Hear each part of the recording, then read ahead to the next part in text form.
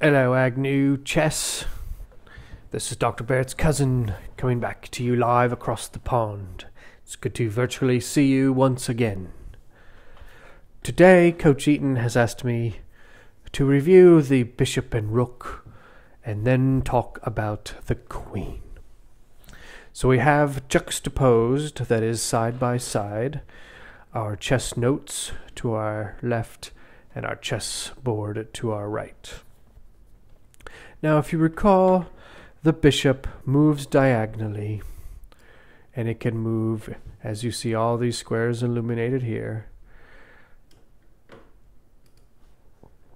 and it can go up or back as long as it's diagonal, and it can go up to 1, 2, 3, 4, 5, in this case, squares.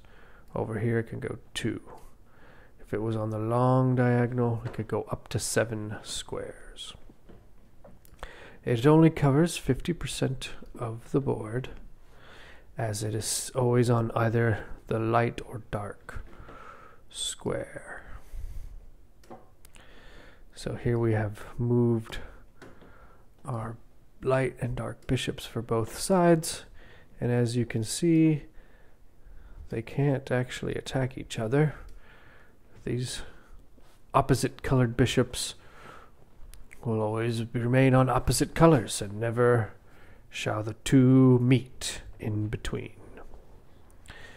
As you remember, the rook moves up or down or side to side, and it can also go all the way up to 7 squares.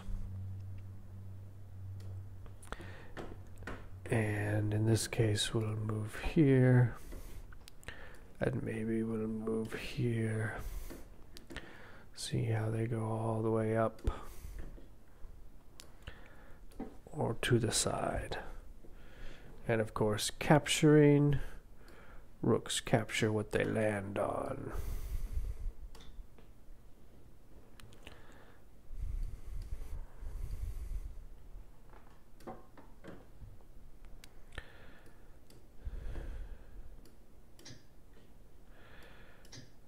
So here our rooks are playing a fun game of capturing one another.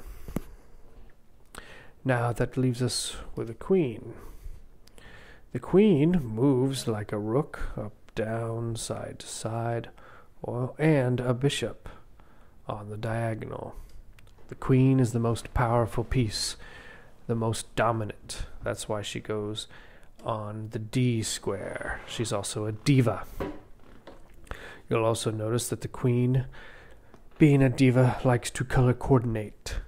So the dark queen goes on the dark square, the light queen on the light square. That's how you know where they start. The queen has lots of options.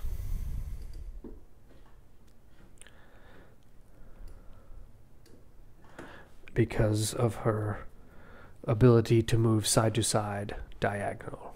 She also captures, just like the rooks and the bishops, taking the piece where it lands.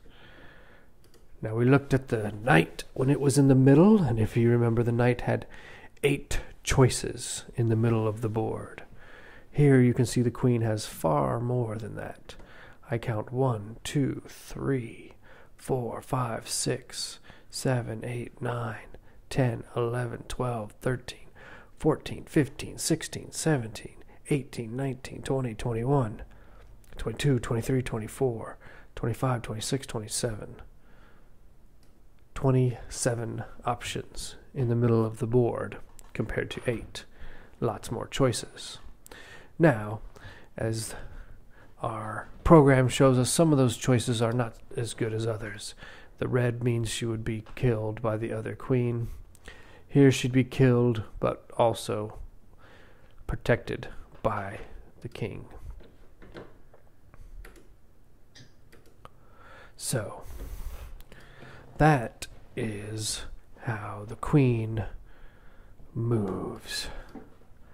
The king, we'll talk briefly about, also moves like a queen, as you can see, moves any direction, but only one space at a time. Shredder doesn't like the fact that it is impossible to win. But here you can see the green shows us that the king can move sideways, up, down, or diagonal, but only one square at a time. So it at most will have 1, 2, 3, 4, 5, 6, 7 choices at any time. 8, 7, 8 choices. Kind of like the knight has 8 choices, but only at the adjacent square. And Shredder is telling us because we don't have enough material to get checkmate, it would be a draw, 2 kings against each other. So what we will have you do now is play master chess to practice with the queen and your pawns and some of your other pieces. So I bid you adieu until next time, Agnew.